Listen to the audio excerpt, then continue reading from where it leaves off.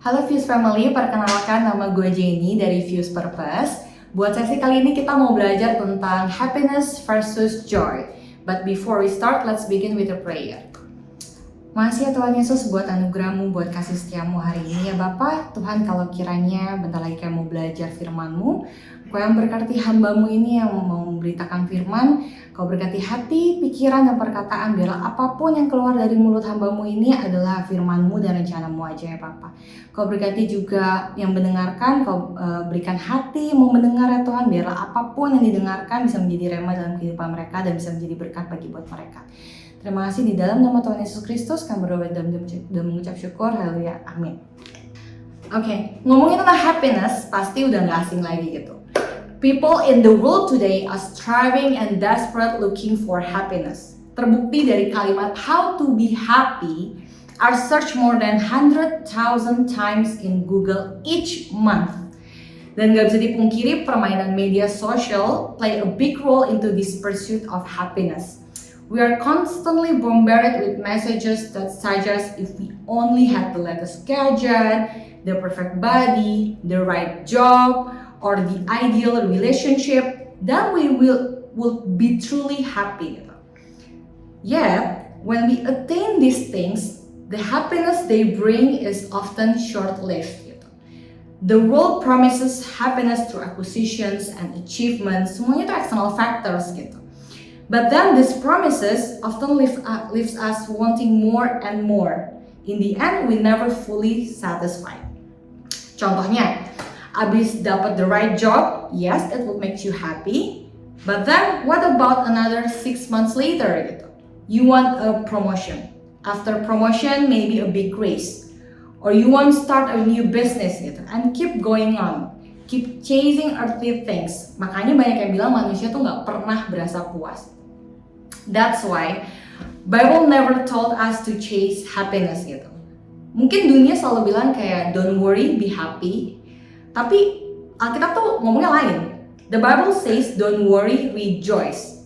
Apa sih artinya? Emang apa sih bedanya happiness and joy itu? Kalau di bahasa Indonesia mungkin terlihat sama, terdengar sama. Katanya kan lebih ke arah sukacita dan bahagia. Tapi kalau misalkan kita ngomongin tentang bahasa aslinya gitu kan, sebenarnya tuh sumbernya tuh berbeda. Sumber sukacitanya tuh berbeda. Kita bisa lihat ya dari cerita Paul gitu. Kalau ini kita ngomongin Alkitab, dia di penjara, tidak berkelimpahan harta, sengsara gitu kan. Ya pokoknya banyak turbulence dalam hidupnya gitu. Tapi apa yang dia tulis di Alkitab? Apa yang dia tulis di surat-surat dia gitu? Philippians 4 verse 4, rejoice in the Lord always. I will say it again, rejoice. Kalau happiness based on circumstances, joy on the other hand despite any circumstances.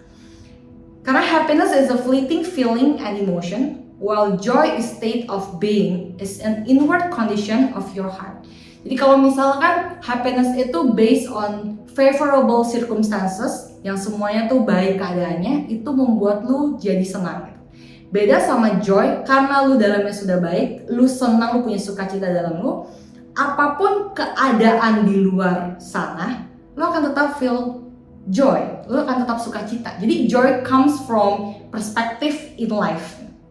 Dan itu kan sesuatu yang dalam ya. As Christians perspective, we know true joy comes from His presence, His strength, deliverance, even after grief and suffering. Kita buka di James 1 verse 2 and 3. Consider it pure joy, my brothers and sisters, whenever you face trials of many kinds, because you know that the testing of your faith produces perseverance. Jadi, through trials. Ada satu couple yang mendefinisikan true joy dengan sangat indah menurut gue setelah gue lagi ngulik-ngulik apa sih bedanya joy gitu dibanding happiness. Dia bilang gini, joy is the subtle assurance that God is in control of all the details of my life. Joy is the quiet confidence that ultimately everything is going to be alright and this is for my good. Joy is the determined choice to praise God in all things. Lastly, joy is the learning to live in the reality that even though everything is not okay, I will be okay. Jadi ditulis oleh Kay Warren bersama suaminya Rick Warren. Kalau kalian tahu, dia pencipta buku Purpose Driven Life. Dia tulis definisi joy ini setelah anaknya umur 27 tahun, anak cowoknya, bunuh diri gitu. Dari kejadian ini kita lihat bahwa they did not focus on their circumstances gitu. Siapa yang senang kalau misalnya anaknya bunuh diri gitu kan, anak cowoknya. Tapi they choose joy to focus on their future hope.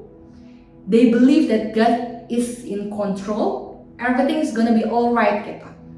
Jadi imagine what a peaceful life that we will have if we only have joy in our life. Knowing that we can trust 100% that everything that happen or going to happen is for our own good. So the next question is, how can we have that kind of joy gitu? Pertama, kita harus tahu kalau true joy is a gift from God. Dan step pertama untuk mendapatkannya adalah untuk dekat dengan sumbernya gitu kan. Kita tahu kalau Tuhan Yesus itu adalah sumber dari joy kita gitu ya. Kita deketin, benar-benar percaya sepenuhnya dan selalu berada dalam hadiratnya gitu. Karena bahkan di Psalm 16 verse 11, you make known to me the path of life. In your presence there is fullness of joy. At your right hand are pleasures forevermore. Engkau memberitahukan kepadaku jalan kehidupan, di hadapanmu engkau memenuhi aku dengan sukacita. Di tangan kananmu ada nikmat senantiasa. Jadi, the key to fulfillment is by having relationship and intimacy with God. Continually enjoying fellowship with Him gitu kan. Jadi ada holding conversations through prayer, worship gitu. Karena much like any other relationships in life gitu, developing trust and confidence itu takes time gitu kan. Nggak mungkin lo bisa percaya 100% ke orang tanpa lo mengenalinya gitu. Selalu ada step-step perkenalan. Kayak lo tahu orang ini seperti apa, terus mungkin mulai cerita-cerita, tahu visi misi hidupnya gitu kan. Sama seperti kayak business relationship pun juga seperti itu gitu. Sebelum lo membeli barang itu, lo tahu dulu, oh orang ini barangnya apa sih yang dia jual gitu. Apa sih kelebihan barang ini dibanding yang lain-lain gitu. Selalu ada perkenalan, selalu ada makin pendekatannya gitu loh, untuk tahu sepenuhnya dan untuk bisa percaya 100% gitu. Yang kedua, not only having the relationship but walking closely together gitu. Ingat bahwa joy itu is one of the fruit of the spirit, dan kita tahu bahwa buah roh itu adalah result from walking closely with God. Dan step pertama untuk kita bisa lebih dekat dengan Dia adalah belajar tentang kasih dan ketaatan. Love God and love people and obey His commandments gitu. Ini adalah hal yang gak bisa dipisahkan gitu kalau misalkan emang kita mau berjalan dekat dengan Tuhan. Di John 15 verse 9 to 11, as the Father has loved me, so have I loved you. Abide in my love. If you keep my commandments, you will abide in my love. Just as I have kept my Father's commandments and abide in His love, these things I have spoken to you, that my joy may be in you, and that your joy may be full. Kenapa sih love dan obey? Pertama, love itu karakter Tuhan. Gak bisa kita mengaku anak Tuhan kalau gak ada kasih dalam diri kita. Jadi yang ada tuh malah hipokrit gitu. Jadi emang kasih itu gak bisa dipisahkan dari emang jati dirinya Tuhan. Yang kedua, obey the commandments gitu. Itu membuktikan bahwa kita juga respect dengan Dia dan kita benar-benar percaya bahwa Dia adalah Tuhan. Ingat, kita itu tuh adalah ciptaan Dia, kita adalah anak-anak Dia yang diciptakan serupa dengan Dia. Tapi karena dosa menjadi penghalang antara kita dan Tuhan gitu kan. Tapi sebagai anak Tuhan, kita percaya telah dimenangkan. Nah, commandments itu dibuat tuh bukan untuk Tuhannya loh, tapi untuk kebaikan diri sendiri kita. Anggapannya itu seperti cheat sheet kita untuk kita balik ke default setting gitu, yaitu anak Allah. Dengan begitu kita bisa merasakan the true joy itself.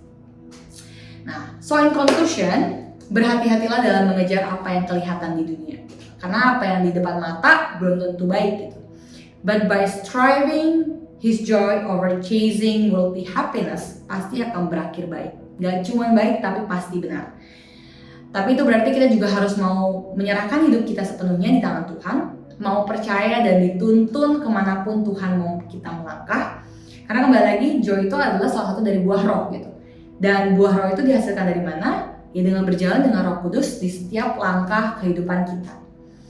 Belajar tentang kasih dan taat dengan Dia, mempunyai hubungan yang dekat dan intimasi dengan Tuhan kita. Dengan begitu, difficult circumstances no longer bring us down, but offer growth and opportunity instead. Sekian sharing kita hari ini. Semoga dapat memberkati kita semua. God bless you all.